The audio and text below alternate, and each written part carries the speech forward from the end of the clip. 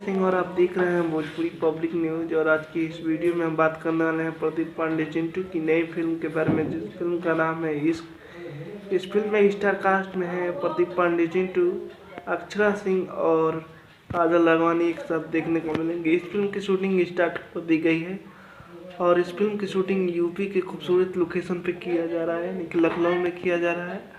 और बहुत जल्दी इस फिल्म की शूटिंग पूरी करके आप लोगों के बीच 2021 में इसका यानी कि ट्रेलर रिलीज कर दिया जाएगा। मार्च में इस फिल्म का ट्रेलर रिलीज होगा और इस फिल्म में एक बार फिर अक्षरा सिंह और प्रदीप पांडे चिंटू, काजल राघवानी की जोड़ी देखने को मिलेगी। और इस फिल्म के डायरेक्टर है राजकुमार पांडे और इस फिल्म के प्रोड्यूसर है प्रशांत निशांत उज्ज्वल। तो आप लोगों को इस फिल्म का न्यूज़ कैसा लगा कमेंट करके बताइए, और इस फिल्म के लिए कितना उत्साहित है और ये जोड़ी आप लोगों को कैसी लगी कमेंट करके बताइए। और हमारे चैनल को नया तो चैनल को सब्सक्राइब करिए, घंटी का बटन दबाइए।